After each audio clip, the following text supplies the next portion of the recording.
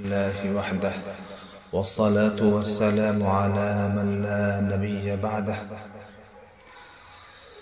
فلله الحمد رب السماوات ورب الأرض رب العالمين وله الكبرياء في السماوات والأرض وهو العزيز الحكيم فإذا عزمت فتوكل على الله ان اللہ یحب المتوکلین۔ آج کی گفتگو کا موضوع ہے توکل اور عشق الہی کا عبرت آموز واقعہ۔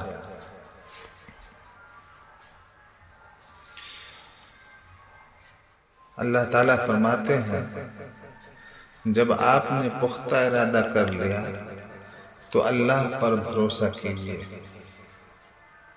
بلا شبہ اللہ تعالیٰ توکل اور بھروسہ کرنے والے بندے کو اپنا محبوب بناتے ہیں۔ سامعین اکرام، راہ حق اور طلب حق کے لیے اگر آپ کا ارادہ نیک اور پکا ہے تو پھر اپنے اس عظیم مقصد کو پانے کے لیے صرف اللہ پر بھروسہ کیجیے۔ اللہ تعالیٰ کو ایسے ہی بندے پسند ہیں اور ایسے بندوں کا اللہ کام ضرور پورا کرتے ہیں۔ اس نے خود کہا ہے وَمَن يَتَوَكَّلْ عَلَى اللَّهِ فَهُوَ حَسْبُهُ، اور جو شخص اللہ پر بھروسہ کرتا ہے اللہ اس کا کام بنانے کے لیے کافی ہے۔ اور اللہ کو یہی چیز پسند بھی ہے کہ بندہ صرف اسی پر توکل کرے۔ اسباب ضرور اختیار کرے مگر اسباب و تدابیر پر بھروسہ نہ کرے، بلکہ اللہ رب العزت پر توکل اور بھروسہ رکھے جو ہر ضرورت کو پوری کرنے والا ہے۔ وَعَلَى اللَّهِ فَلْيَتَوَكَّلِ الْمُؤْمِنُونَ، اسی لیے اللہ نے فرمایا اور اللہ ہی پر مومنوں کو بھروسہ اور اعتماد کرنا چاہیے۔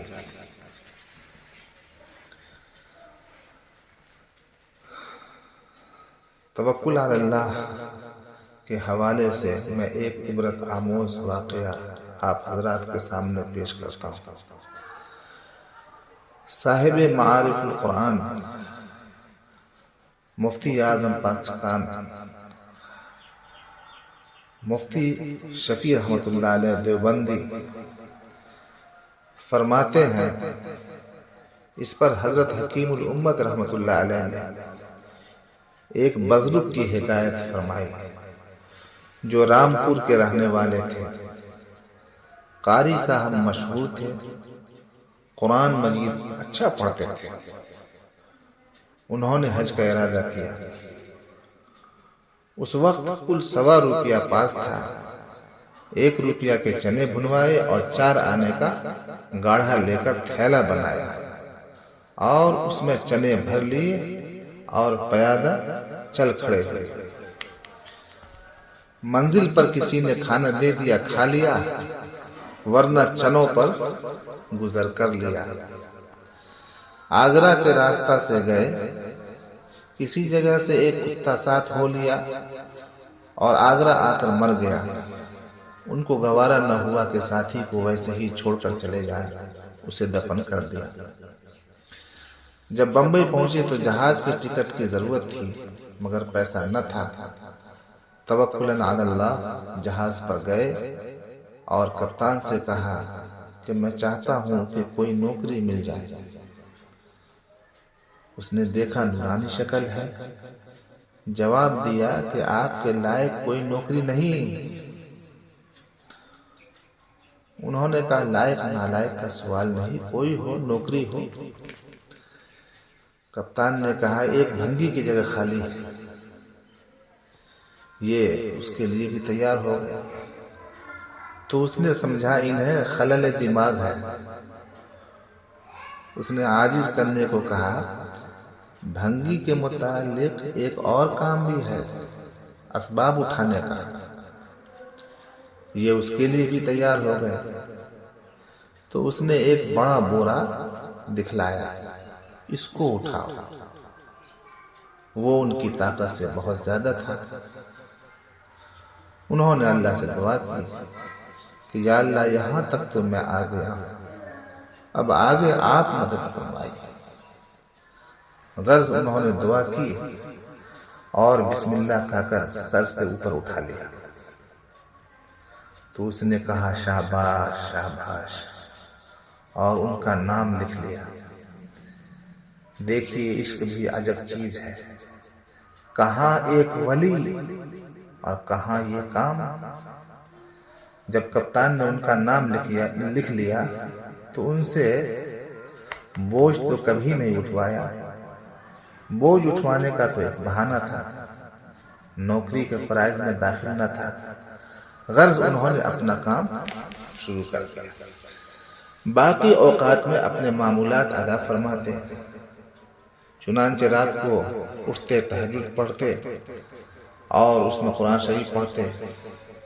ایک روز کپتان نے دیکھا، اس نے قرآن شریف کبھی نہ سنا تھا، اب سنا تو ایسے شخص سے سنا جو بے نظیر پڑھتے تھے۔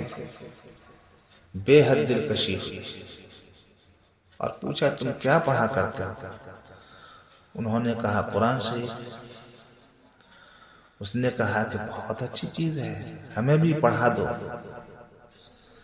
فرمایا اس کے پڑھنے کے لیے پاک ہونا شرط ہے۔ اس نے کہا کہ میں تو روزانہ غسل کرتا ہوں، پاک رہتا ہوں۔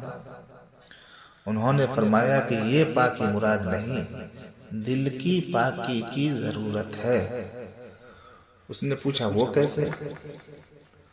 وہ کیسے پاک ہو؟ فرمایا ایک کلمہ ہے لا الہ الا اللہ محمد رسول اللہ صلی اللہ علیہ وسلم، اس کے پڑھنے سے دل پاک ہوتا ہے۔ اس نے کلمہ پڑھ لیا اور پڑھتا پھرتا تھا۔ جہاز کے دوسرے انگریزوں نے کہا تم مسلمان ہو گئے؟ کپتان نے کہا نہیں، میں مسلمان نہیں ہوا۔ اس کو اب تک یہ خبر نہ تھی کہ اس کلمے سے مسلمان ہوتا ہے۔ اس کے رفیقوں نے کہا اس سے مسلمان ہو جاتا ہے۔ یہ قاری صاحب کے پاس گیا اور کہا کیا میں مسلمان ہو گیا ہوں؟ انہوں نے کہا کہ تم اسی روز مسلمان ہو گئے تھے۔ اول تو حیرت زدہ سا ہوا اور اس کے بعد سب سے کہہ دیا کہ ہاں میں مسلمان ہوں۔ اس کی بیوی کو انگریزوں نے خبر دی کہ وہ تو مسلمان ہو گیا ہے۔ اس نے اس سے کہا ہاں میں مسلمان ہو گیا ہوں، تمہیں ساتھ رہنا ہے تو مسلمان ہو کر رہو، نہیں تو کچھ تعلق نہیں۔ مگر وہ مسلمان نہیں ہوئی۔ اس نے دین کی محبت میں بیوی کی بھی پرواہ نہیں کی اور نوکری بھی چھوڑ دی اور قاری صاحب کے ساتھ حج کو چلا گیا اور ان کا خادم بن کر عمر گزار دی۔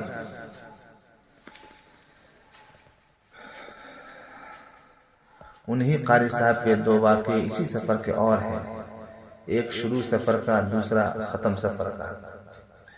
پہلا واقعہ یہ ہے کہ جب جہاز پر کپتان سے ان کی گفتگو ہو رہی تھی، وہاں دو آدمی ایسے ہی بے خرچ اور تھے اور حج کے متمنی تھے۔ قاری صاحب کو معلوم ہوا تو کپتان سے کہا کہ ان کے لیے بھی کوئی اور جگہ ہے؟ اس نے کہا ہاں ایسی جگہ ہے۔ ان لوگوں نے کہا ہم تو یہ گندا کام نہیں کریں گے۔ قاری صاحب نے کہا تمہارا کام بھی میں ہی کر لوں گا، تم نام لکھوا لو۔ چنانچہ ان کا نام بھی لکھا گیا اور 3 آدمیوں کا کام قاری صاحب کرتے تھے۔ دیکھیے یہ ہے محبت، یہ ہے محبت، اللہ کی محبت، یہ ہے عشق الہی، یہ ہے سچا عشق الہی، یہ ہے اللہ سے سچی محبت اور صحیح تعلق۔ باقی جب آزار نہ ہو تو محض دعویٰ تو اس کا مصداق ہے، وجائزۃ دعوی المحبت فی الہوی ولکن لا یخفی کلام المنافقین۔ باقی ایک بڑا مقام ان بزرگوں کا یہ ہے کہ اس اخلاص پر بھی اپنے نفس کے ساتھ ان کو بدگمانی ہے۔ چنانچہ امام بخاری رحمۃ اللہ علیہ نے اپنی صحیح میں ایک تابعی کا قول ذکر کیا ہے، ادرکت 70 بدریا كلهم يخافون النفاق على نفسه، مجھے 70 بدری حضرات ایسے ملے جو اپنے بارے میں نفاق کا اندیشہ رکھتے تھے۔